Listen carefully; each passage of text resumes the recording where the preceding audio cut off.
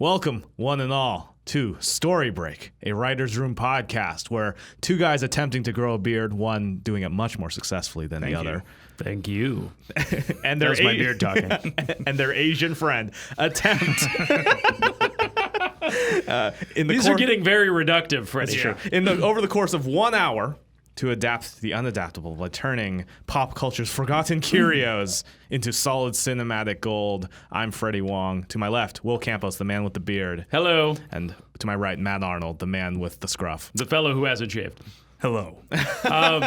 I do want to say, Freddie, that the phrase "their Asian friend" implies that between us, Matt and I only have one Asian friend. So I think it would be better to say that it's two guys trying to grow their beards and one of their Asian friends. Oh, I see what you're saying. Yeah, I'm friends with your brother. Yeah. We're both friends with your brother. We're both friends with Jimmy. Yeah. Okay, that's fair. I reduced you guys to sure. Yeah. Also, it's not always IP. Last week we did, I guess that is something. We did story cubes. Right, which is a game. Yeah, which Will was a little worried that both our last story cubes and arms both turned into young girls having an alien companion.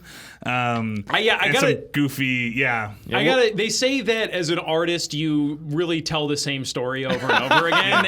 But for the last 2 weeks in a row, we really have told the exact same story, which is a plucky girl who is who has some sort of frankly disability that keeps her from being able to compete in a competition, be that being a bee in a dance-off or someone who doesn't have wacky arms in an arms contest, and then goes on the road with the help of a wacky alien to redeem some sort of parental thing and yada yada yada. Yeah, so, Will came to me afterwards head in hand, I think this was the same thing. I was like, Will, relax. The cubes told us what to do last week.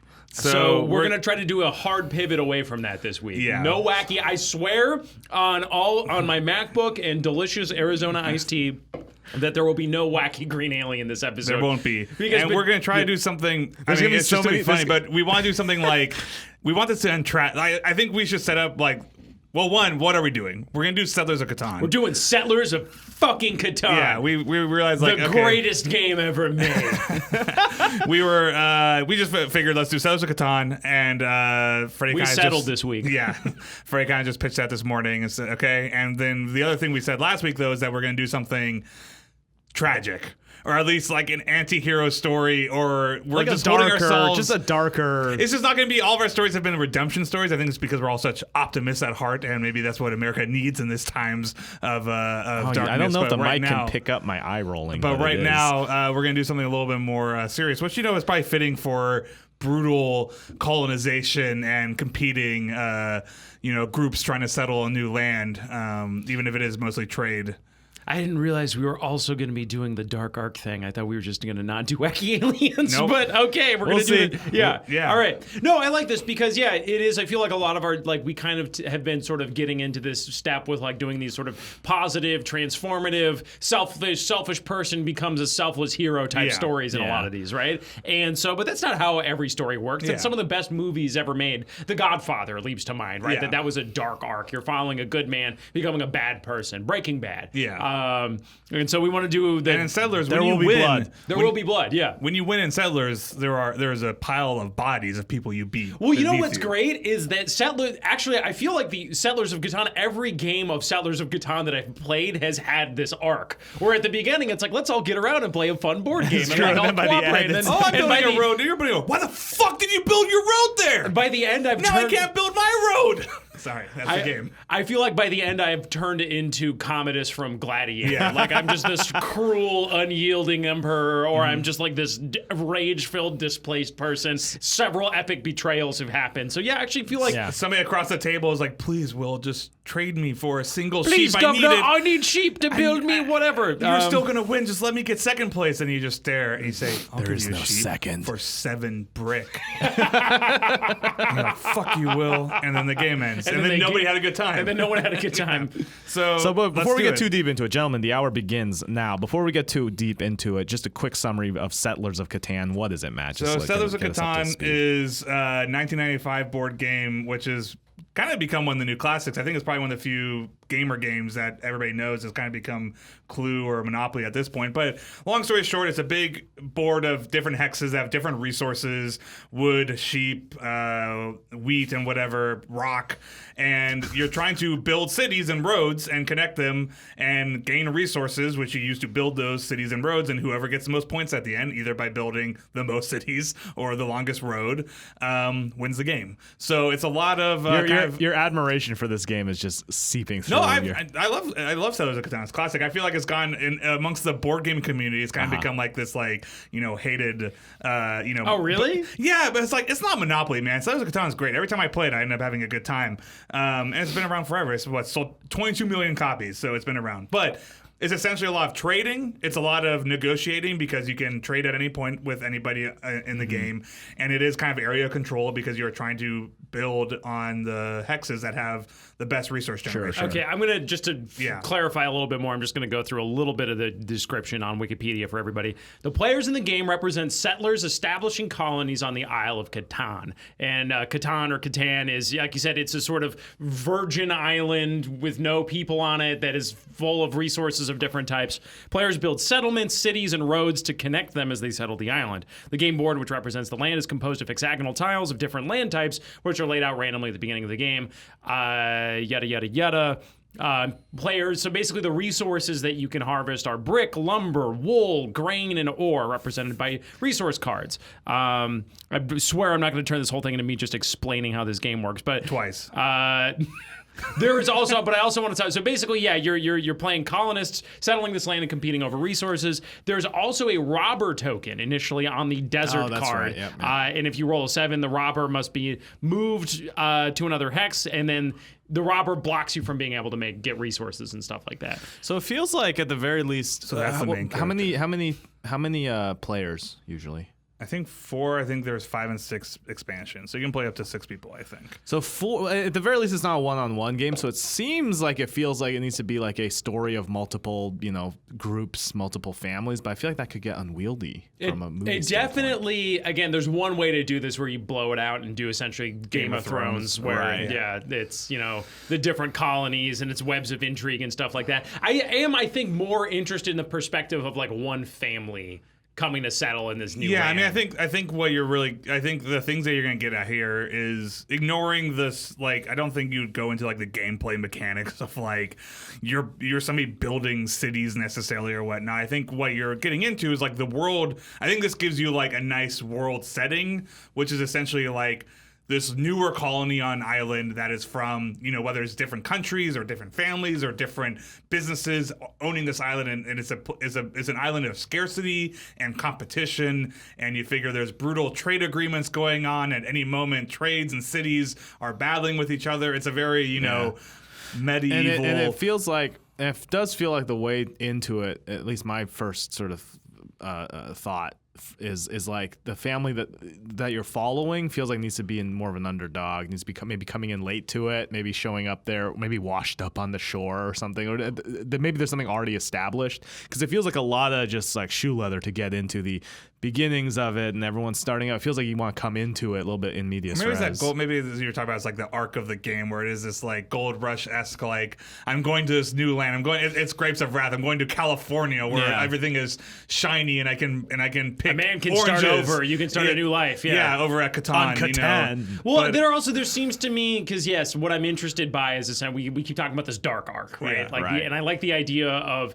Again, it's this virgin land, it's innocence, right? And it seems like a blank slate. Like, we can leave the sins of the old world behind and start a new world, right? Yeah. Like, we can start, like, I can seek my fortune on Catan, and like I can leave behind all of this, like this is gonna be better. It's gonna be better this time, right? But then of course it never is. Yeah. And the idea that, like, again, like, I don't know. Maybe it's just because it was just the 4th of July the other day, but like I could see something almost like the Story of America, where it's which is, of course, they take the most European board game of all time. Like, this is the Story of America, but like someone coming to like settlers fleeing an oppressive regime somewhere, right? And they're going to start their own thing, and then they in like turn the great become- irony being the Puritans, right? That Right, they right. escaped England and the religious oppression there, but the Puritans are part and parcel. We think of the puritanical meaning like almost oppressive right. in terms of its religion. And here's, by the way, and here's how we'll know we're successful is if they have to release the Settlers of Catan, a major motion picture branded version of this game. You bet your which is ass. Yeah, gonna there's a be lot big of part there's like that. Star Trek Catan. I just saw that they're doing Game of Thrones Catan.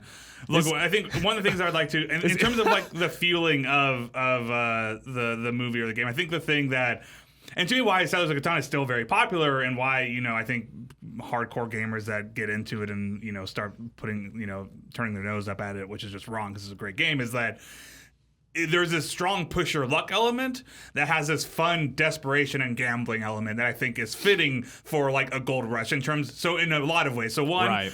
when you own a location, you're sitting there desperately being like, if somebody just rolls a frickin' 4, I can finally build everything. And that's then true. every turn you're waiting, and then when it finally happens, you're like, yes, I can do it. But as you gain stuff, anytime somebody rolls a 7, you lose half your cards if you have a ton of stuff. So you're constantly waiting, being like, I will build 5 roads and win the whole game. I'm going to hold on to all these cards, and somebody rolls a 7, you're screwed. You're ruined, right? Or same thing, or you're like, all I need is trees. All I need is wood. Right. All somebody needs to do is roll a 5, and then somebody puts, somebody looks at you, says, and puts the robber right there. And then they roll 3 5s in a row after that. You're like, Yeah, it's an excruciating. it's excruciating. So I like this like desperation, this like, almost like Goodfellas-esque, where it's like, I can just, more money. Like if I just get more and more and more, I'll make it. And then you're constantly Let's undercut. try and get into a character then, or Well, I someone like to the follow. idea of the robber. I feel like is one of the few like evocative elements of the game, because there's not a lot of personality in the game. It's pretty, you're like You are who somebody you are. building Yeah. something, I guess. The robber seems like the deal with the devil type character, right? Like you would do like this good man or good woman that we've followed to Catan, who's Yeah. gonna, build a life for herself or himself for their family, right? Yeah. At some point, they're gonna need to make a deal with the robber, Yeah. right? Where because it's just life is hard Yeah. and this world is hard, and like you're fighting enemies off at the, and you're trying to be a good person, but you're Yeah. looking out for your kids, and at some point you're gonna make this rationalization where you go, in order to do something good, I'm gonna have to do something a little dirty Yeah. first, and I'm gonna pay that robber off to go screw over my enemies. Yeah. He's gonna go plunder their sheep, or he's gonna go whatever. some Yeah. criminal Well, I like element. that they maybe. make it something that evokes like aggression, because again, like mechanically, all of the robber does is that if that number is rolled, that square doesn't produce resources. Right. Yeah. Right. That could have been a rainstorm. It could have been disaster. It could have just Right. been drought. Like it could have been any number of things. That frankly, mechanically, almost makes more sense. But they made it very specifically that the you robber. individually move a bad guy Yeah, to yeah. stop. So it feels more like somebody stealing. So this robber's like, I guess, just stealing these resources. Like when the crop comes in, I could somebody see it comes as like, and I like. could see it as like, depending on the scale of the story, I could see it being not just like a robber, but like I know that like a lot of like Central America and like there's like the triads are there, so it's like the mafia, the triads or something. There's some criminal element, some gang that's going around and like extorting people for protection money or whatever that is, as a group, as an entity that you deal with, as opposed to I think just a single individual. I think at least expands out the scope a little bit. That it's a robber faction. Essentially. Yeah, exactly. I Yeah, could yeah. see you doing something like that. Maybe these are people who were heading towards America and they got lost and they found Catan instead. As I think, what's this time period? But I do think it's like 17. Yeah, I remember it the does art seem and stuff, it's colonial Yeah, it's times, very yeah. colonial. It's not medieval, like I was saying. It's very colonial. You're building wood houses and all that jazz. Well, again, like I said, the main characters here that or characters that we're gonna stick with. Okay, I have a couple things that leap to mind. Okay. So to me, in terms of character, I like the idea of someone who's coming here to start, not either to start over, but to start a simple life, right? They right. want to be away from the temptations and sin of the city. They're like, it's like, I'm going to just, again, like the immediate thought that leapt in my head was like, you do, someone who's coming here to be a shepherd, right? Yeah. They're like, I'm just going to herd my sheep, Oh, that's interesting, mind my yeah. own business, and I'm going to take, I'm going to start a life for my kids or whatever. And there's other peaceful shepherds that they live with, right? And the I- robbers come. well, no. What I would do is that what are the other ones? There's timber, there's brick, right? Yeah. Like or- you do. And They get there and they are getting edged out and hassled by the timber syndicate or something. You even do the robbers come and screw them over or something like that, and they're working for. Which is, by the way, very similar to kind of the American Manifest Destiny colonialization side of things, which was all these sort of these cattle rustlers were out there, and they started to get edged out by people, going out and like claiming their plot of land and trying to get, from the government. Right, it was the thing where Lincoln signed, and so it's like there was a conflict there between homesteaders and right, so there's free rangers. Yeah, exactly. Yeah. So you do a kind of thing like that, and then my thought would be that you do this person who just wanted to be left alone, right? Like they just wanted to, have their little thing. All of the shepherd, we're going to say the shepherds, right? All of the shepherds get together and they're like, we got to look out for ourselves. We got to protect ourselves. We're stronger if we stand together, right? Right. It almost reminds me of like in Planet of the Apes, like the arc with Koba, right? Oh, okay. Is that the main character in Planet of the Apes? Caesar. Yeah. But doing that, you have this guy or gal being like, reluctantly, I am going to engage with this political system to protect my family, right? And then so you have like at first is just to protect their borders, and then like you kind of like it's just one by one the these decisions temptation starts at to. First it's like no thanks, I don't want part of your shepherd's guild or whatever, right? And then they realize that this real piece of shit is going to wind up running this thing unless they run against them, right? So then it's like, all right, I'm going to have to, I don't know, maybe that's not the right angle. But you want to do it like a step at a time. They start to compromise their ideals or thematically. That's my thing. morals. Is it's you're the wrestling of this person, like the good parts of their nature and the bad parts of their nature, and you're just as you kind of watch them. I don't know. I wonder if you can also do like the person. Maybe you do like when people came to America, they also split off. People came over here from the UK for various religious persecution, or they're fleeing for crimes, or they were literally sent there instead of being put in prison. They were literally transported to America and served servitude over here. Various number of reasons. But even once they came here, then people like John Williams was like, screw you guys, and he went and he founded Rhode Island, etc. So it was like a group of people finding different cities and different colonies as time went on. I wonder if you can do again. I wonder if maybe if the main character is like starts off as like a dreamer in terms of like I want to build, Catan is still this lush new society, and he's like, I'm gonna build a city that's different. And of course he gets caught up into, sure, you have this like nice city with religious freedom and this like utopia type place, but all of a sudden you're running low on brick, and it's like, okay, yeah, you do have to cut a deal to build a bigger road to go to this big city. And once that happens, then of course gamblers start coming over, and you start seeing like he has to trade. I don't know, it's a little bit like isn't that kind of what like Boardwalk Empire? I never saw Boardwalk Empire, so I'm just assuming that's like, isn't that literally the plot? A couple things leap out to me as well. First of all, I'm curious as to whether Catan means anything, the word. And if it doesn't, then we can prescribe a meaning to it that maybe will be fun. Something that leapt out at me is what this game does, and I'll put them on blast a little bit for this. Western colonization games. I've seen Minecraft get shit for this before as well, which is that games made by Westerners and Europeans about colonization inevitably totally erase indigenous people. Like Minecraft is very much this like Minecraft? Bear with me for just a second. I just haven't heard this. Minecraft, think about it, is the ultimate colonist fantasy, right? It is this virgin land full of resources that doesn't have any convenient pesky people already living there that you go and like you just exert your will and dominance on. Okay. Like if you're gonna get really creepers and if you're gonna get monsters. real liberal arts degree about it, like. Sure, okay, but okay. again, similarly to Catan, it is strange to me that it is this game about colonization. Yet colonization inevitably is. Well, it's like a perfect, virginal. It's this very landscape, right? convenient type of colonization. Right, so right, I think you have two choices here. You can either do like I'm not saying I want to make this about cultural genocide and stuff like that, because I think that would be a little beyond our purview to tackle. But it also like the thing that leapt in my head is could you do, and like this is I guess kind of a trope too, but it's like could you do something like let's say this island is off the coast of America, right? Or it's like or South America or wherever, right? Right. If you were to do that, it is the absence of an indigenous population is strange about this place, and that you were to do it's kind of like one of those like, oh yeah, the locals stay the fuck away from Catan. Yeah. And because it is this beautiful island, but it's like the soil is filled with blood. Mm-hmm. And you would do that, it would even be like there used to be indigenous people on this island, and then they fucking left because it's like people. I don't like. Could you do something like this? Like it corrupts you. Like this place corrupts you. Could you do something like this robber, right? Yeah. Like this, it leaps to my mind that it's like if you were to have this like mystery man on who's already there, right? Right. And right. he seems to be of an older generation. Like he seems to be like a Viking or like like he's like you're like who the fuck is this guy? But then you realize it's like this is so cheesy. It'd be like he's the devil. Like it is, and that he has taken different forms at different times. Do you know what I mean? Like, but he's always like, this is his trap essentially for Well, I like to lead good people to their ruin. So I do like the idea of like there's this it's an island that's like nobody sticks there, and it's like, why? This place is amazing. It has everything there, and it is kind of like this cursed like place where it's like everyone who comes here, like, yes, they partake in these riches, but soon they'll be slaughtered, right? Like it starts all fine with them sheep. You shearing them sheep just fine. Pretty soon you're slitting throats. Yeah, I can see like that. The competition leads it's to almost death. like it is like the board game itself, right? Like you Right. play you.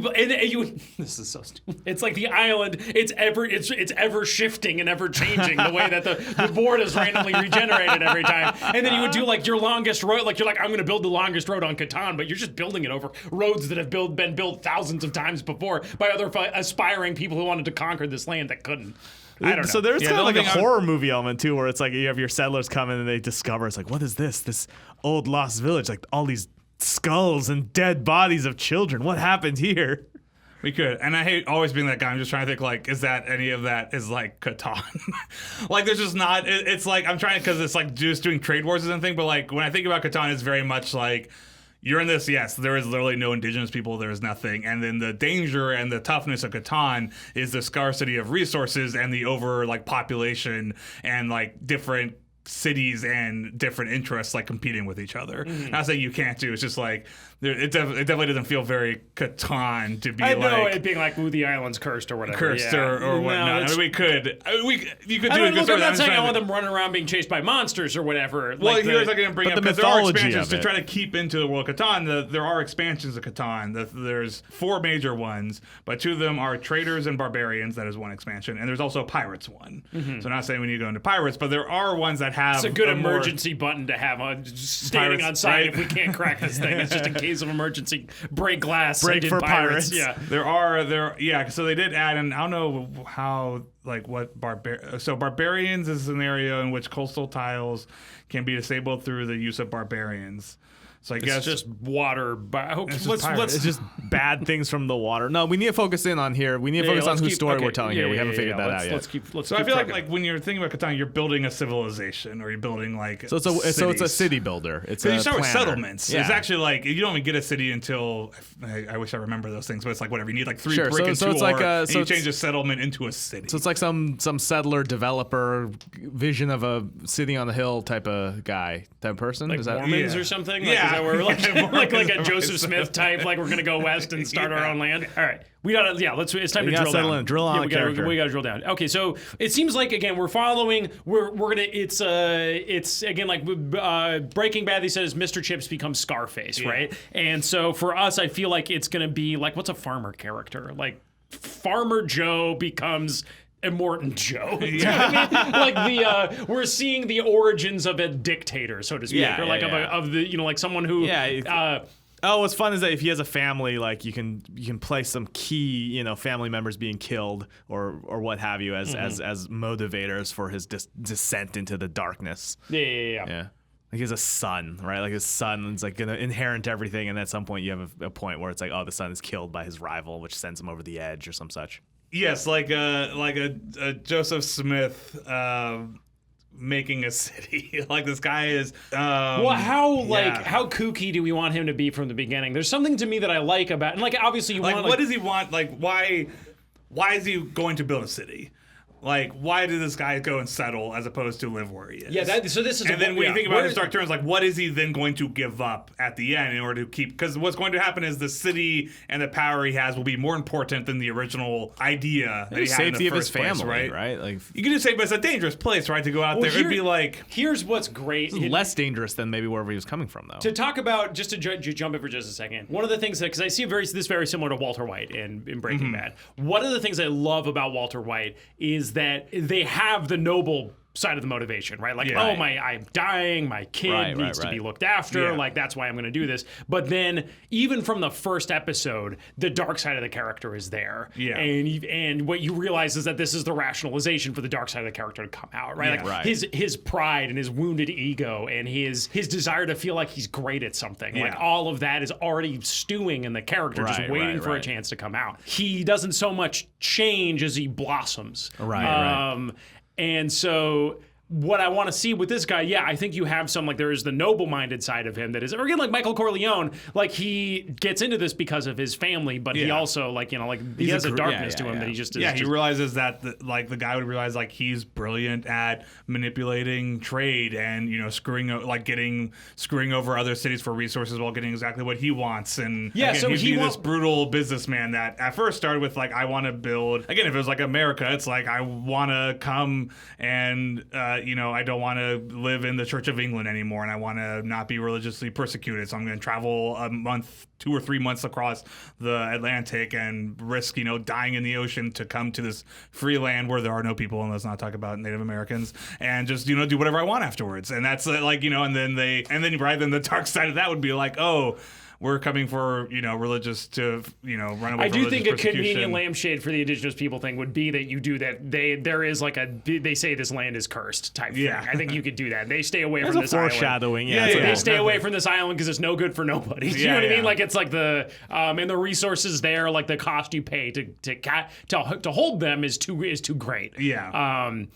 Okay, so I like that. So we do, so it seems like he didn't discover Catan. He already knows about Catan and he's coming here, right? So there must already be people on this island. Maybe you even do, like, as a first turn that you get there and, like, he thinks this island is going to be mostly empty, and then there's a bunch, it's all already carved up. Like, I'm just trying to think, like, okay, so you have this guy in his is he's coming with his family? I think you need family elements in there. I think he can't be a solo guy, because I think then the fun of it is by the end, if the family then represents, like, everything that's good to him, like, he needs to sacrifice his family for some brick. Or is he leading his church? Or like, if you were going to do, like, it is a pastor. If you want to talk about, like, your dark arc, starting this guy that he is, like, he is leading his flock here, so to speak, that he is going to be. So maybe you do, so I can see something like that. What happens if you do, like, how about, rather than starting with a family, how about he comes to this town, to be a pastor, right? He's come because there's this new land with religious freedom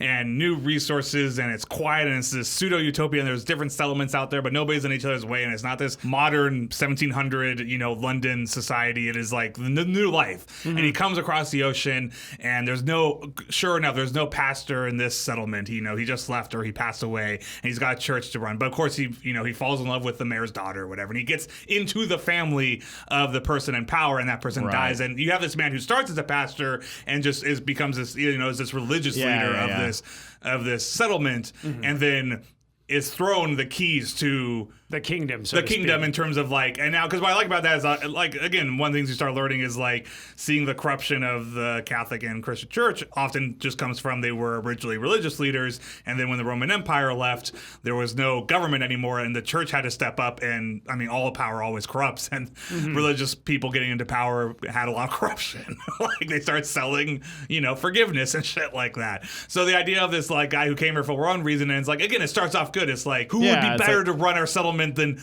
the pastor, the son-in-law of the great mayor, and who and it's like, it's perfect, and all of a sudden he's faced with, like, the first troubles, right? Like, right. Like, we don't have any brick or whatever. We're like food based. Like, we're starving. Like, we're bricklayers. We need you to go to the other settlements, and then as this world starts expanding, he starts getting sucked more and more into, like, I like that. Okay, because here's what I can see in terms of him that I like in terms of his flaw, right? Like, you do, like, he wants to come to this new land, but it is like, he wants to be first at something, right? Like, he wants to be, like, again, it's like the little Book of Mormon almost. No, he doesn't want to be the small fish in the big pond. Like, if your opening was him in London, right? And it's smog choked and decadent and full of, you know, but it's like, it's already a controlled system. There is no way for him to get noticed here. Do you know what I mean? And he wants a statue of himself in town square. Do you know what I mean? Like, he wants that kind of. Because what it would be like, he starts by wanting to bring, it'd be like this. He starts by wanting to bring a little bit of God's kingdom to Catan. Right. Yeah. By the end, he wants Catan to be his kingdom. Yeah. It is like he's, by the end it would be, it's like all of, because again, that's also, like, I feel like when you play Catan, it starts really friendly because you're all kind of away from each other. Yeah. And I'm just tight in building my little bubble. My roads, and then all of a sudden your road hits somebody else's city. You're like, I can't go there anymore. And then somebody else builds a road where you're going to build a road. You're like, oh, you motherfucker.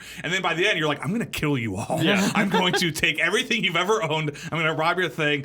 And like in the end, you wish like I wish everybody was gone. This was just my island, and it would be like it would be like the ending would be like he's destroyed a city, and instead of like he came here and he brought like he had like the like a statue of Mary or something, right? And he brought that and he put it in like he saw this church was all run down and he has this one, the crucifix, this gold crucifix, this one thing that he brought over from and he places it and he's happy. He's brought this over here. He's like he's brought a statue of our Lord Jesus Christ to here. And by the end they are constructing a statue of him in the middle of a town square of a city he's conquered. Well, what's great is you can also do like your cyclical ending is you would do like again like with Michael you had I can't remember the name of Diane Keaton's character but that moment at the end where they close the door on her is you could do the person he loves most on this island, whether it's this, his son or his family or someone. Yeah. Someone he has created the same system that he left. Yeah. So you would do that. It would be someone leaving Catan for new shores. Without him, and then him seeing the boat sail away in the harbor and then turning back to his kingdom. Do you know what I mean? It should be his wife. Kind of moment. It's his wife taking his kids. Yeah. Should essentially be leaving him in the same way he left. In the same way he left London. You know? It's like he's made his island his own personal hell essentially. I like that a lot. And what I like is also again because just thinking about in terms of like elements of the game. Again, the other thing, and maybe this is one reason people don't like it, but to me, I like that Catan kind of thrives off of the dark side of humanity when you play. Because what I like is when it's all really just look at how people trade from the beginning of the game to the end. When at the beginning, when it's like everybody's just doing their own thing, it's like, hey, I got 1 brick. Anybody want 1 brick for 1 wood? You're like, sure, that's equals 1-1. Yeah, of course. And you're all just by the end, you're like, I want 1 brick. Give me 7 fucking gold and give me a free road, and then I'll give you 1 brick. It's like, no, you ain't 1 game 1 brick. And people start lying too. It's like, anybody have any brick? It's like, no, I have no brick. And it's like it just starts turning into. Well, I think one of the way that one. I'm going to throw one thing in here. Yeah. Not to be this guy. I feel like to spice it up, I would make the main character a woman. I just feel like I've seen this arc with men so many times, and it's always like it always just seems so shitty to shunt off it's like the wife is always like hey, you've changed and now I'm gonna leave because you're evil. Like it's this. That's the only thing that feels a little tropey about it right now. I actually don't know that flipping the genders necessarily makes it any less tropey. Yeah. But I just like that's the one thing I would be like, I if we're gonna do like the symbol of his good side, I just like this idea. I feel like there is this trope that like the woman as the man, the redemptive quality of the man. Do you know what I mean? Like I don't know. No, that's absolutely fair. I just it feels a little cliche. Like again, like one of the things I love that they did again to go back to Breaking Bad is that Skylar gets just as much blood on her hands by the end, like that she becomes he pulls her down with him to like become his dark co-conspirator. Like that's so much more interesting than what they do with Diane Keaton, where Diane Keaton is sort of relegated to just cry because again she gets more stuff like honestly when she gets an abortion in the second one, spoilers, is like that's a more interesting thing to do with her than what they do in the first one. Well, so that's all. Maybe it's his kid. Do you know what I mean? Like I just maybe their kids leave. Like I could absolutely see the. I mean, again, one of the interesting things I like what they do with the Master. Again, God, who plays her in the Master? Who is Amy Adams? Or yes, it's Amy Adams. Yeah. So again, what I love, like they show again, and that's to be fair, that's also a little tropey. It's a little bit of like the she's the schemer. It's a little bit of like the King Lear or Macbeth character. Sorry, it's like, but again, like I like that interesting element where it was like she's just as involved and she's she just essentially knows that he's the figure, but that's fine, she can be the power behind it. But absolutely, I don't think you necessarily need to do that. It's like the kids and then the son is because if you make the whole thing where he wants to create a better kingdom world for and his a children. legacy or whatever, then it's like the world he created they flee from is it's still kind of that I like make it his kids and that they are because he's doing this to create a better world for them, and then that's the thing he says, but then he just creates a kingdom unto himself, and then they leave. Also, I think by the way, one of the things about this too is like there could be. Again, trying to integrate the robber element into it. Like, I feel like one of the steps for him is like it feels like he should be the first guy to engage in that kind of behavior, right? Like, it's like he's like, right? Like, it's like there's a criminal element, but he makes that deal to fuck over other people. It'd be like after he's taken over. So, doing a cool sequence where he quests into the desert to find the robber.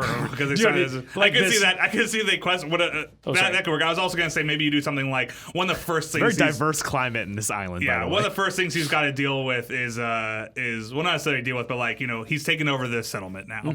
He's in charge. You know, him and his wife are in charge, and you know their father passed away, and you know he's no longer just the religious leader. In fact, maybe he's hired his, you know, whatever the person that was assisting him is now the pastor and whatnot. He's too busy. And then in fact, that would be one of the first threshold moments. It's like for a while he's trying to be both the pastor and the mayor. Ooh, I like that. And Because then eventually he's he's got to stop. Like he's late for a Sunday service and stuff, and finally he tells, you know, the person, whatever, the altar boy, he's like, "You're the pastor now. I gotta concentrate."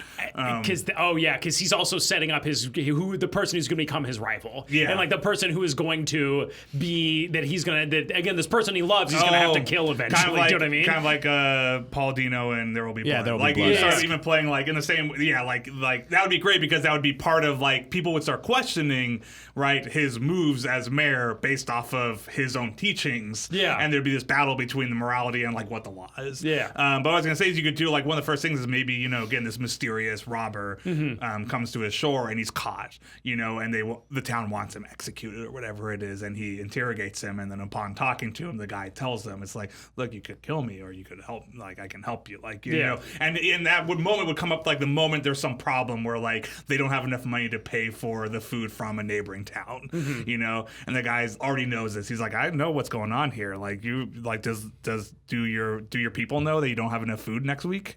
Like, do they know that? Because I can help you with that. And instead of executing this robber, you know, he does his first. He lies His to the gang, people. yeah, the robber and his gang, yeah. He tells them like, oh, we shall not kill. You know, we shall banish him into the island. But he's actually working. And for then him now. because then you do again. It's like and then sure enough, the next week, this flock of sheep shows up in town or whatever. He's like, the good Lord has rewarded us for our noble act. Do you know what I mean? Yeah. Like or something like that. You could do like and then you would have like one of the turning moments and maybe his altar boy finds sees he's like, I thought he was banished. Like, why are you meeting with him or whatnot? And then he starts going against him.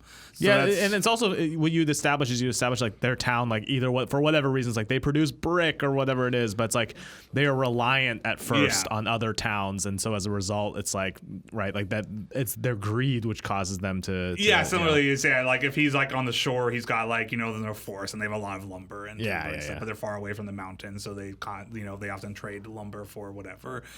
You know, and they don't have a lot of prairie landscape, so they have very few sheep and whatnot. Yeah, you do. Like at some point, there's like, you know what? It's like we could have all this prairie land if we take them out. You know, and then, or again, setting up like a system where like everybody donates to, you know, this town for, you know, whatever services or whatnot. Yeah. Okay. Let's. I mean, it's taking this weird kind of like religious slant, but I think that's appropriate for most European colonization. So. Not exactly out of character. Yeah. We're seeing this. We're still seeing feature for this, right? This is it feels like a longer. All right. So Act 1, our main character comes to this new land. Let's give him an. Oh, can we call him Klaus? Because Klaus Tuber is the name of the guy who created it. So Klaus, right? Klaus. A young, bright-eyed, idealistic. What religion are we? Fake German religion. Lutheran. Fake. It was in The Simpsons. He's a movementarian. So we're gonna say. Our made-up religion, right? Yeah. To offend nobody. To offend nobody, he is part of this fake religion, but it's Catholicism. And no. Okay, young idealistic pastor from fake religion comes to Catan with the goal of tending to a new flock, right? Yeah. Spread we'll say the creator. Yeah. The creator's wisdom to a virgin land. Deep down, you know, his flaw is his ambition, right? And he also, he comes with his family, right? Yeah. Comes with family in tow. Maybe he's a widower and he's got his 2 kids, right? Widower with 2 tiny brats. Flaws. So his flaws is ambition. You know, deep down he dreams of being Saint Klaus. You know what I mean? Okay, yeah. And again, it's like one of those things. Like the second you're like, I want Santa Claus, if you will, Saint Klaus, right? But again, because it's like again to me, that was just like if you want to be a saint, like you're fucked. Yeah, you gotta you're bring not. those things. Yeah, you like, disqualified you only get yourself. to be Mother Teresa just by being a good person. Like you don't get to. Yeah, you don't get that. Mother Teresa wasn't crossing her fingers for. I want that saint title. I can't wait for this That's the shit I need. Like no, that's immediately you're doomed. Yeah. So he wants to escape smog choked London, Dusseldorf. Dusseldorf, and to this is thrilling podcasting right now. He wants to create a kingdom unto himself. He wants to create a new land that his children can thrive in.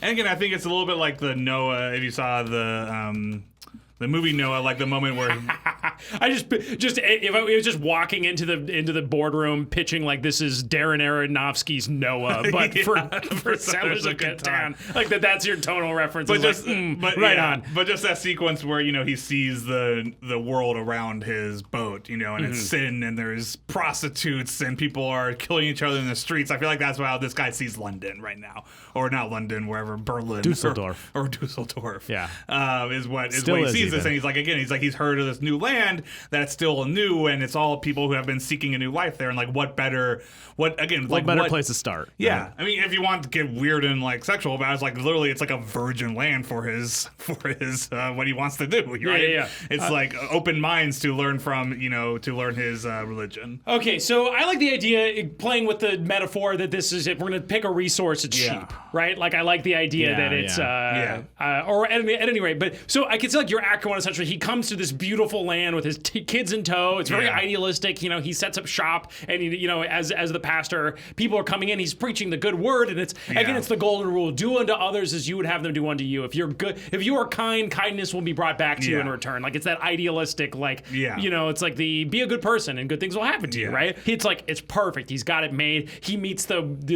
mayor's daughter and falls in love. They get married, and then one day, now that he's part of the town inner circle, the mayor brings him aside and he's like, we're fucked. Like, we only have 3 days of food left for everyone in town. I guess they shouldn't be. It should be lumber. Actually, no, I was going to say, because it's... Oh, so I was going to say, I can see the food thing, but I actually like...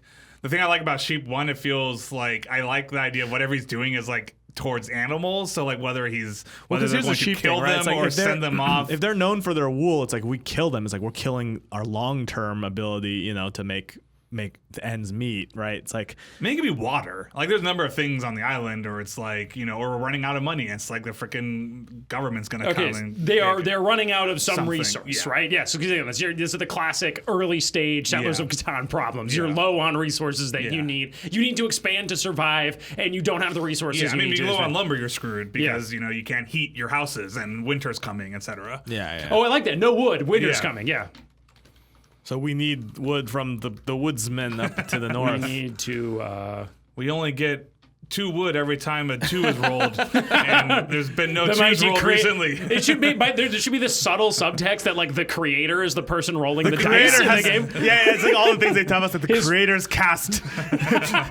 What the creator has cast has not been good for us. No, I got it. There's a soothsayer in town. Oh God! Who you know how they cast bones? Oh she my casts God! These dice to see what the year's bounty will bring. And they get a bad roll. That's so good. Oh my God! Fucking good. Yep. Oh my God! Yeah. All right, so that's your inciting into the mayor's. Ooh, I also like him getting like seduced into this like pagan like. It's this hedonistic religion. Yeah. And she's like, there's gonna be no crops. What is this? It's like the robber baron. It's like, what do you mean? What does this portend? Oh my God. Her having a fucking Settlers of Catan map, like, right? Of course, because that's what they said that the town plotters have this layout of the map. Then you absolutely cut to her rolling like her bones and dice, whatever, and she sees something. She goes, the robber, and then you cut to a boat, landing on shore, and this man coming out and looking around, and you're like, oh shit, who is this guy? Yeah. And of course, that's so good. Okay, so the seer, like the town seer who casts the bones, right? And she's right every time because she has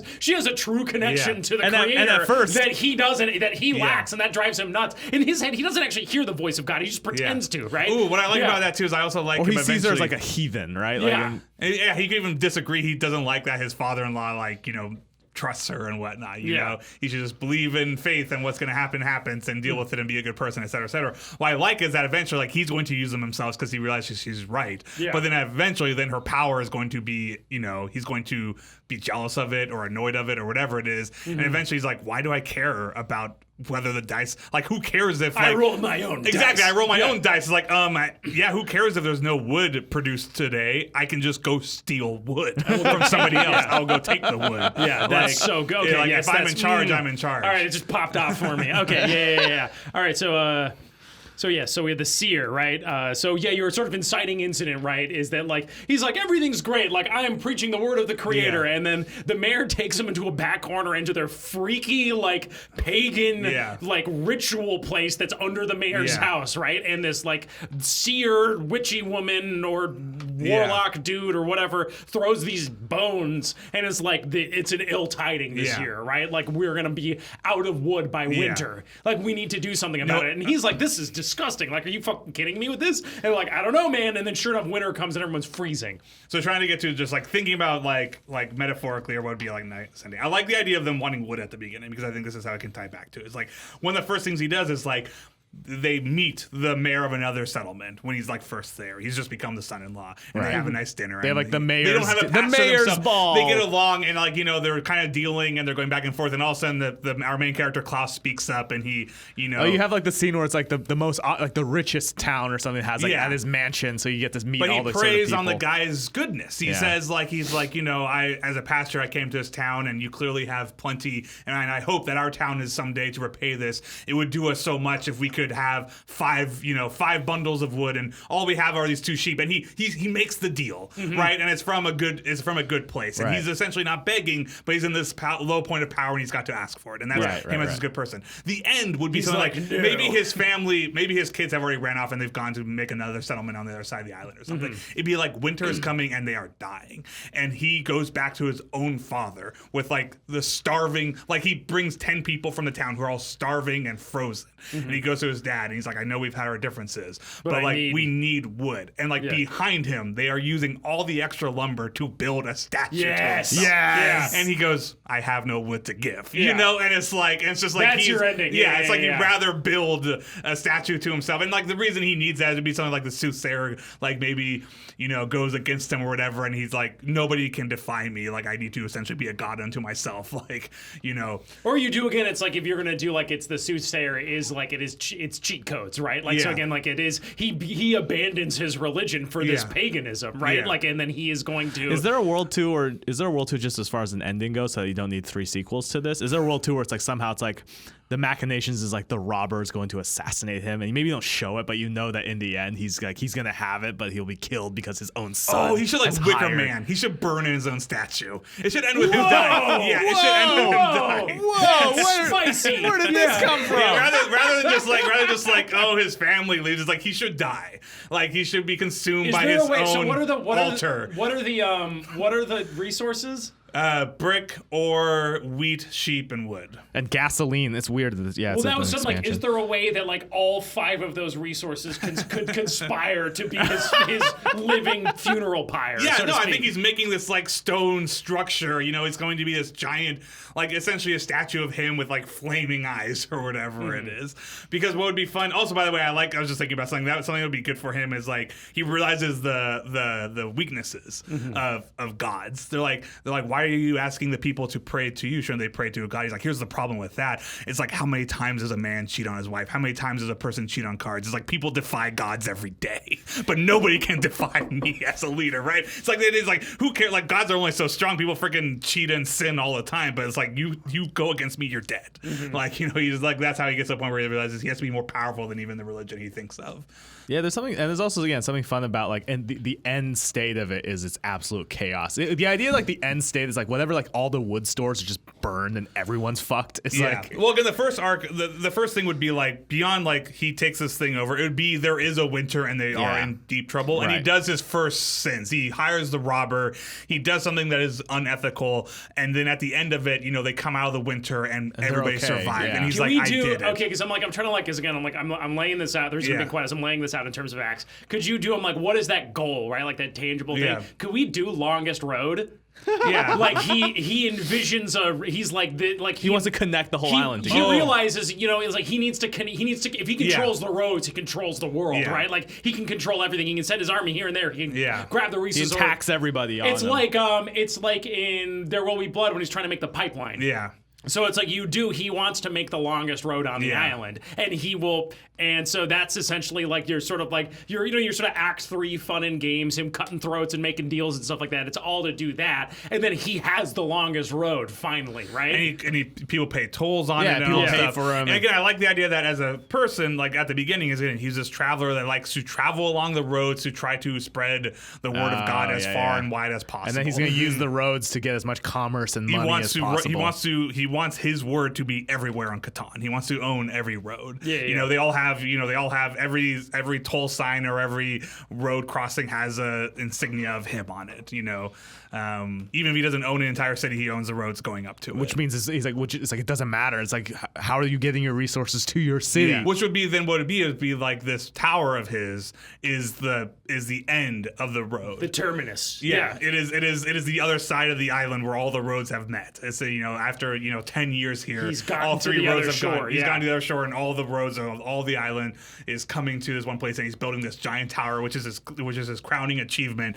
And he cares more about building this monument than the settlements that are starving, including the one his own son, which in the low point of the movie he left to go start afresh with his wife, rather than stay with his father who's grown to nothing. Okay, so I like this, right? So he's cutting his deals. He's again, like, I feel like it's okay. So Act 1 is he's in the land of milk and honey, right? Yeah. Like it's everything's great. He falls in love. He's preaching, like you were saying, his philosophy, right? Yeah. Like be good to others, and tend to your simple flock, Yeah. and be content with what you have, right? And then he gets brought into he marries the girl. He gets brought into the back room, and it's like, we got a major fucking problem. Like our soothsayer has casted the dice, and we are in for a bad year, right? Like the sheep shall die. Like there shall be, like, our crops are gonna die. We're gonna have a cruel winter, and blah blah blah blah blah. But there will be abundance of wood on the other side of the island, or whatever, right? And so then Act 2 essentially is this initial scramble to survive, right? That is gonna devolve to him making a dark choice to get what he wants, right? And then it would be like the deal with the robber, right? Like that first deal with the robber, like.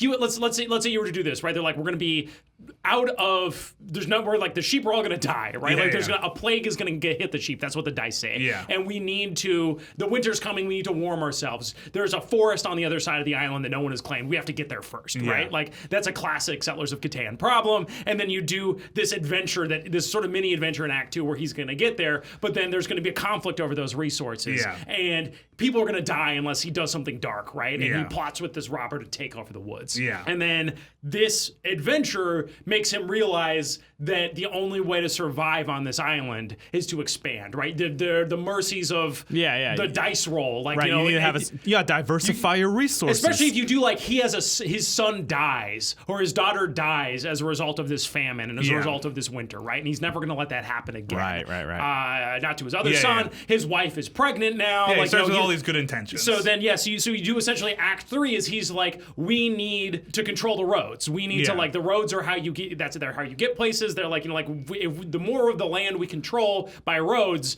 the safer we will be. And, like, we can truly create a good kingdom from God, right? So then in your third act, you're watching him wheel and deal, matching wits with other colonies. And, you might meet the other really wealthy one who's, like, now beginning to respect him. It looks like you're the big guy on campus also. Like, we're going to work together. And those guys are like probably the main sort of antagonist group. Where he's antagonists, or even just like bad mentor, where they're like, we've been on this island for 40 years, and the reason we've been so good is because we've done this and this and this. Like, I also like this idea that there's like his initial thing is like trust in the good Lord to provide, right? Yeah. But then the seer is like scheme to know what the Lord is going to do. Like you must it's not enough to have faith. You have to have knowledge, right? Here's it to attempt to solve really quick. So I feel like it's pretty well solved. It's pretty much there. No, I was gonna say. So this the final thing I think it is. There needs to be this big city already. Yeah. There's the London of Catan, which is the other side, which is where he's gonna build the monument. And this guy starts as his mentor, and he starts telling him, he's like, look, man, here's how you cheat like the people on the freaking harbors, and here's how you get all the ore you need and stuff. And they start working together because this guy's like, great, there's another strong city. You do his son, star-crossed lover style, falls in love with that guy's daughter. So now his son is marrying into this family, and of course the lowest point is going to be he's like, why the hell am I taking orders from this guy? I should run his city. city. And like on the wedding day or whatever it is, it's the big low point. He screws this guy over. He marches in his army. His son is ashamed of him killing his new father-in-law, and him and his daughter. He loses his entire family because they leave the island, and now he's gone the entire island, his road.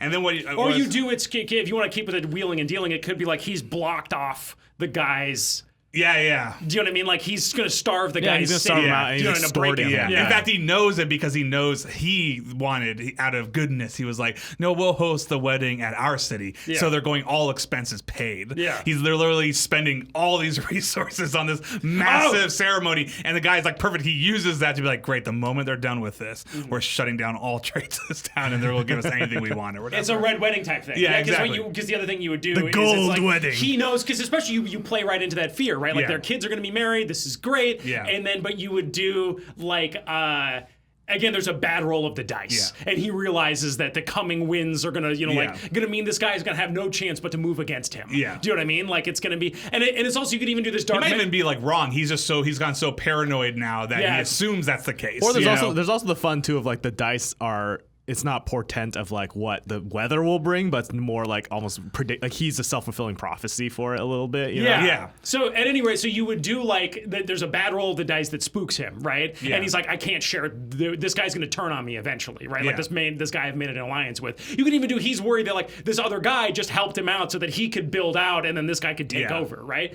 So you do, you're sort of your end of Act 3, right? They've built the roads, right? The wedding is going to happen. There's this grand procession from one side of the island to the other as the newly wed prince and princess are going to be wed back at his castle, right? But he also plots this move because he realizes there's going to be another shift in the balance. And yes, he cuts off access to the guy's city and, starts using all the resources to build his monument. He's constructed the road. He's renamed the land. Maybe his name is Catan, and that's how the island is named Catan. Oh, that's great. Yeah. It's an unknown island. So then just to try to get to like the thematic end. So like what you do is I like the idea of, especially I have been raised Catholic and like hearing the metaphor of the shepherd and the sheep. I like that they start as sheep. Like that's where the place he starts. But I also like that his father talks about men as sheep, but in this way that you do out of love, like in the same way Jesus talked about being a shepherd to your fellow man. Like lead and take care for and he's seeing it the other way. And he's seeing it at first it's very much like, look, son, he tells him, he's like, look, son, like we have to keep care of our flock. We have to help these men. They are but sheep. Like, they work, they have wool on their backs, like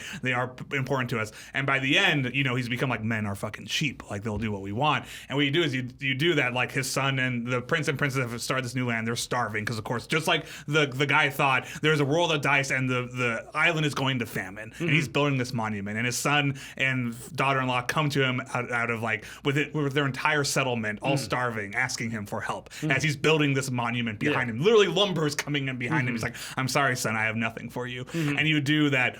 I think what you do is there's just a revolt. Starving, desperate people start burning the place down. And again, maybe the people even take his father and strap him in. It's a riot. In fact, you can even do that. They're fleeing. If you wanted to do a full circle, it could be they're fleeing from a revolution already, right? It's like the people have already turned. It's like become so gross and it's like over hungry. time, I mean, all scarcity eventually leads to a revolt of the poor or whatnot. But anyways, I just imagine this moment where like they're tying him and he's like, son, like tell your people to stop. Can't you do anything? And he looks at his dad. He's like, I'm sorry, father. They are but sheep. And he just walks away. And they light the thing on fire. And then the guy burns. leaves with his family to start. Started like, and his dad with the burns in island his monument. on fire behind him. His dad burns in the monument or whatever. I feel like playing with the sheep metaphor. I also just got this image that you would do again, like he's starving out this enemy city, right? Yeah. And you would do. They're like, we need food. We're hungry. And he's like, I shall send you food. And he just sends a flock of burning sheep into it, and he just torches the place with he just soaks sheep in oil and lights them up, and just this herd of sheep just screaming aflame as they run through the city and burn it to the ground, right? Yep. By the way, if you wanted, real quick, just a So small he becomes a monster. Small marketing note. You can go with the Catan thing, or you could just have it like dark text, the settler. The name of the movie is The Settler. The Settler. And then slowly you realize it's about settlers of the Catan. You just spring that one. At first you think because this his name like, is Klaus Catan. Yeah, Klaus Catan. I shall call this Catan. All right. That's pretty dope. Okay, let's go through the acts pretty again, dope just so we movie, feel like we yeah. got to. So again, First act, Land of Milk and Honey. Klaus, this idealistic young pastor, comes to this new land with his family in tow. Leaving this heathen... Widower, leaving the sin-choked city of London behind. He wants to spread the good word of the Creator to a new flock, right? Deep down, he has an ambition and a lust for power that he wants to be the first. He wants to be the person to deflower this he island. Wants to be, and he wants to have that statue, right? That's what he dreams of, and it's this displaced lust that is projected into religion, right? That he wants. He's like, I want to spread the good words, the good Lord's word. All the more right? you'd even see, like, psychologically, that's probably why he's attracted to the mayor's daughter. In terms of like finding a wife. Like, of course, he falls in love with somebody of power. At any rate, this is all dormant in the first act, right? He is happy. He's preaching the good word. He falls in love with this girl. He never thought he'd fall in love again after the death of his wife, but now he's, he marries and he's brought into this system, right? Yeah, right. And his new father-in-law, the mayor, takes him aside and says, we have a problem. And he reveals out in the woods, they go to secret communes with the seer, who is this mystic that rolls these dice and can foretell what the year's fortunes will bring. Yeah. And sure enough, she says that there will be a great famine of sheep, and the sheep will all die, and the winter will come, and unless we have wood, we will freeze to death, right? And at first he's like, preposterous poppycock, right? And maybe we do the father has passed away and he's become the mayor. Yeah, I like that he doesn't believe at first. I think him being left in charge forces him to make decisions. Yeah, so he's like, he has the responsibility now. So he has the responsibility. Yeah, the father dies and bequeaths him, makes him the new mayor, right? And he's in charge, and then he finds out about the seer who says like, oh, you got bad news, right? Yeah. And so at first he doesn't do anything about it, but sure enough, he's like, the good Lord will provide. Sure enough, the sheep start dying, and he's like, oh crap, that seer's right. And now because I tarried, we are behind, and other people have all seen the same thing. They're all chasing for those woods. So he's like, crap, and now they've got to make this long trek, and sure enough, there's no road, so it's slow, it's hard, right? Yep. And he gets to the wood. This is your act two, essentially, this rush for resources,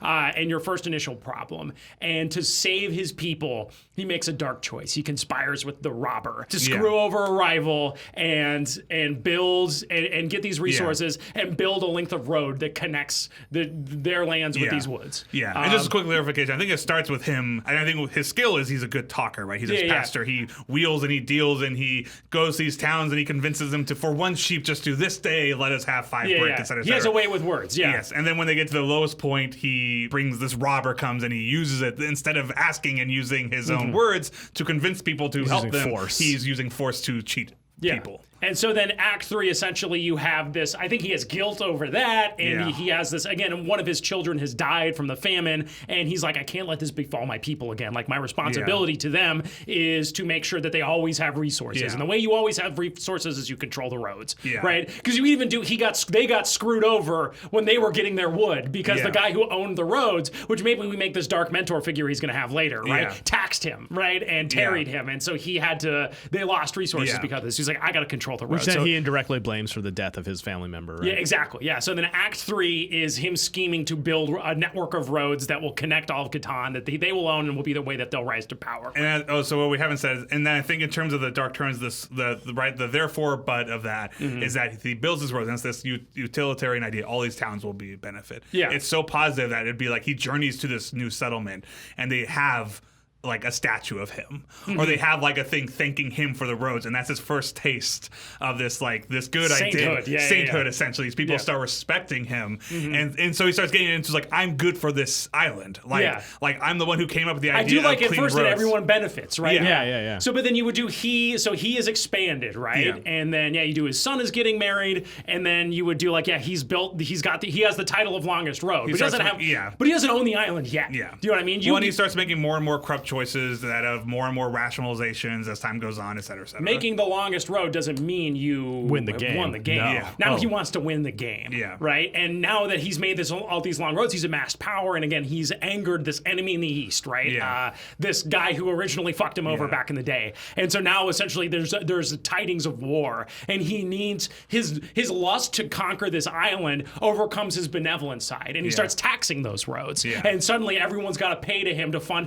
Now he doesn't again, what do you get after longest road? Biggest army, right? So now he wants to build the biggest army to go crush that guy. I would do his son. His son is the one who took over the church of his town. He's become the pastor. His son still believes in his original. Well, his son believes in the original morality, essentially, and he's the one who comes to the idea is like, let's not fight them. Let me marry the daughter, and he has this this civil way of doing it. And the father's like, that's a brilliant idea, but because he's thinking like, when this happens, my fool son is ignorant. This guy's going to destroy me, right? So then he uses that his son's a noble thing as the gambit to get the king out. And his lowest point is that he betrays his own son. Like of all the things he's done all this wrong, but he literally uses his own son's love and his own son's thing to turn on him and essentially, ruin his bride's family. So that's Act 4. Essentially, end of Act 3, he's got the longest roads, but he sparked a war with his enemy, right? And now he's building this army. People are getting pissed because he's taxing the road. People are suffering. His son convinces him, let me go marry this girl. We can bring peace to the land. It feels like, by the way, the son becomes like the head of the revolutionary group. I actually think you would do the son's death sparks a revolution. So anyway, because the son is now the son in Act 3 has become the pastor of all these lands, right? Like, and he is this saint that his father kind of never was. Because again, and his dad's like, you never have to make the shitty hard choices to keep this going. But anyway, so you would do the son in Act 4 wants to bring peace through this marriage. The dad's like, that's a great idea, but then uses it to kill everybody, to kill his rival and take over his lands, right? Oh yeah, okay, that's great, because it should absolutely be his son dies. He doesn't give his son any extra treatment. His son and his wife's settlement starves, and it sparks his revolution. You should also do the soothsayer tells him, like, the final moment he ignores. He's like, you can't escape the roll of the dice. And the soothsayer tells him, like, you will not finish this monument. And he kills her on the finger. He's like, are you kidding? Of course I'll finish this monument. Who could possibly stop me? And this town, the people who loved his son come and give him the message. It's like, your son passed away. And then they start telling him how important he was to them, and he's proud for a moment. But then little does he realize that people who have come to tell him that his son passed away are there to also to kill him out of anger and revenge of him starving their town out. And sure enough, all of a sudden from the trees come this entire army of everybody who is finally rebelling against him. Oh, you would do because whether it's, you could also do like, it's again like there's like one last little piece of the land he's going to conquer, right, to build his statue, and the son has gone there to protect those people, and unbeknownst to him, he has sent his army to kill his own son or something like that, right? Good. And then then he is the man who slayed the priest that they all loved, and he didn't realize it, right? Ooh, and maybe he just kills himself then. Maybe he's just so torn up that he kills. I like the Shakespearean twist of like, he doesn't even realize he just killed his own son. He jumps from his own tower. Yeah, he jumps from his own tower. A little on the nose. That's classic. He sends the burning sheep into the town that his son is in, not realizing his son is there, and then kills his son in the process. So that's Act 4 and Act 5. Well, Act 4 is essentially the war with the other kingdom. The son, the son sues for peace by marrying the girl. He betrays them and kills them, and now he's taken over everything, right? And now, but he doesn't realize that he's about to be truly lost, because finally last he can build his monuments within his reach, but it is literally going to cost his son's life and spark this revolution that is going to bring about his downfall. That's good. If you really want to get Stuart at the top in Shakespearean and like, Will's favorite Departed rat on the thing. It'd be what he brings is this church candle with Christ on it, he has that. That's the one thing he's brought. It's the light of the word, right? Or with the Creator's son. Creator's son. And it would be and it would be that she says you'll never finish the monument, or she's like, as you finish the monument, you will die, right? And it'd be literally the monument's done. It's this tower made of wood, and he burns it down, and he puts the candle as the final piece of the monument, the thing he brought from the very beginning. And they come and they tell him he murdered his own son, and in his despair and weeps, the candle classic fate tips over and just lights it on fire, and he burns in his own creation. And he walks into the flames to purge himself. Yeah, that's rad. I like that because it is weirdly redemptive at the end, as he acknowledges his sin. Finally, and he's like, I need to be purged. And I like that when you cut out, the monument's essentially a big version of this candle, and it's burning. It's like all he needed was this candle, and it is like he comes back to what he originally wants. Like, he succeeded in a weird way. He brought this thing all the way here and has mounted it on this giant monument that all the island will see. And he's going to burn for it and be an example. Essentially, that's pretty good. That's pretty. I like that. Yeah. Well, not bad. I don't know if that was the most. Sorry, that was the most funny one, but that wasn't a rip snorting rootin' tune. Well, No, in 2015 they did buy the Gail Katz did buy the film and TV rights. So Well, maybe we we can should. just send the Get out of podcast scale. over and, just So then, after the smoke clears, this little girl who doesn't have legs wants to be a pole vaulter, and she an wishes alien upon a crashes. star, and a wacky alien crashes to the ground. there you go. Catan 2, Electric Boogaloo. Yeah. There it is. All right. Okay, cool. Settlers Settlers of Catan, a movie. bummer movie by Will, Matt, and Freddie. Great. Before we talk about how we did last week, want to let everybody know that we have a proper Twitter account now for Story Break. It's twitter.com/RJ Storybreak. Regular Story Break. Does anybody say twitter.com/ when they say their www. You're like a grandpa right now. HTTP://HTTPS because we got to be secure. Double W, full stop. Regular TWITTRM, full stop. COM. Anyway, So RJ Storybreak is going to be the best place to tweet at us because we've missed some things. Apologies to those who we've missed. But you said something that Well, I was saying brother. maybe my brother will start using Twitter instead of texting me every time he finishes an episode and complains about how we suck. So I this would last love, one, specifically to Matt's brother, please tweet at the Story Break Twitter so I can read all the reasons that Matt sucks, and then we can retweet them on the is Story that we Break all account. suck. He was very upset that for the bee one that we did not know that bees were nature's best dancers.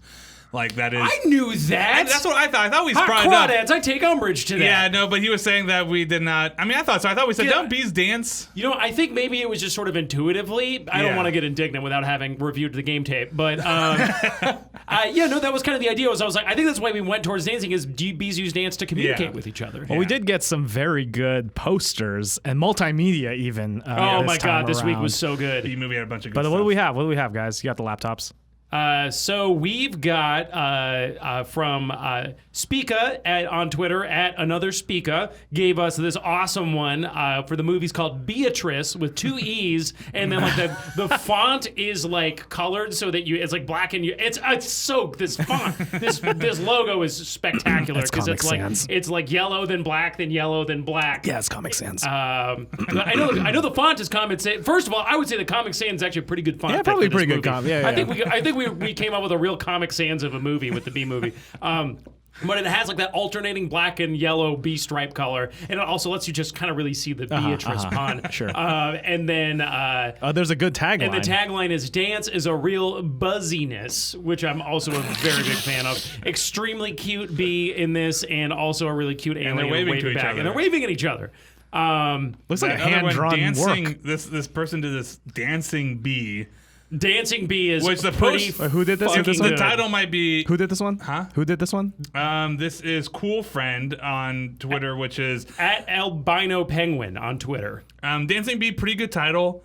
Amazing poster. Yeah, this poster pulls I out don't know all where the stops. I don't know where he got this weird alien bee girl dancer. I think that's one of the I Step Up think movies. there's just some choice Photoshop work going on. Good all call. over. saxophone. Good call on the DreamWorks logo up Yep. top. The DreamWorks logo really sells it. The alien with the saxophone is terrific. I cannot believe that I didn't think of the alien playing a rip-splitting saxophone during the solo during the final dance number. But Yep. of course, I love that we get both like the sort of like Jack's like club that I think is like where she probably starts out, and then like the bigger club that she moves to. I like the swarm of suitor bees, Yep. even with like the one more prominent bee, and then of course. You can buy this disc and get an e-download of the hit single "Put a Finger on It" on iTunes, which is outstanding. Outstanding work from both of the posters this weekend. We'll have those up on RJ Story Break, retweeted for you guys to take a look at. And then Terry Chung, which is at results. Results May Terry, which I Results think May is Terry. a choice Twitter name as well. Terry gave us the summer's hottest jam, which is a very, very good remix of Beyonce's hit single "Put a Finger on It." Can we play a snippet of that? Let's play a snippet of that right now. Put a finger on it. Put a finger on it. Beyonce's famous song. Put a finger on it.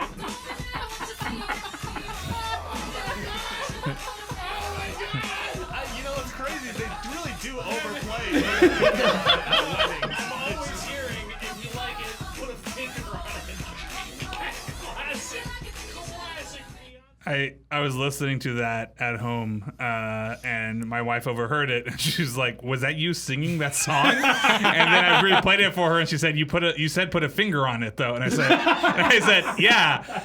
And she was like, and she just shook her head and walked away. So, yeah, that's a hit song. I like that it was. I like that he put as much effort as that song definitely required, which is just putting in saying it very poorly. But it's a different you saying it. It's a different. Yeah, it's no, all it's of us great. saying. No, it's so good. It's funny. really really really good. So That made me laugh. So some very hard. choice multimedia mad submissions. props to Terry for that one. Yep. And then finally, just thanks to our newest iTunes 5-star reviews on iTunes, we got a couple of those Chut from buggers. From what? Chut buggers. Where's Chut? I didn't see. Oh, that's most helpful. Sorry, he's not the most recent. Sorry, Chut buggers. We've called you out twice. You only get one of those. I'm taking that back. buggers. Marky Mark Hudson and Flex Mix. Flex Mix in. Was Peaceful Protest this time, or did we already get Peaceful Protest? Sure, all of them. Sure. I mean, You get thanked again. You're still thanked, Peaceful Yeah. Protest, for the love. And again, thanks so much for the iTunes reviews. For those of you listening who haven't gone to iTunes and have done a review, well, you just go for it. It helps us out quite a bit, and we love to hear from you folks out there in an official. I like reading things specifically in the iTunes within iTunes. It's like my sort of choice e-reader, and I like reading your reviews. So do leave a review for us. Tell your friends about it, and hit us up on our new Story Break Twitter. RJ Story Break with story ideas. We're going to Twitter.com. At twitter.com. Make sure you specifically go to twitter.com. twitter.com. Yep.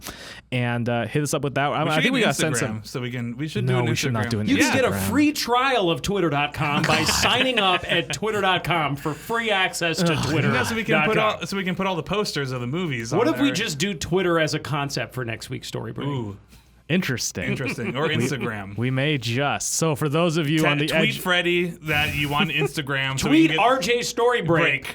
that you want Instagram, so we can put up an Instagram, so you can see all those cool posters without going to Twitter if that's not your thing. We'll be everywhere. Everywhere you are, we will be. Don't worry. Can't wait. Well, that's all for this week. We will see you all next week. Thank you all for listening. And this is us signing off. Bye. Bye.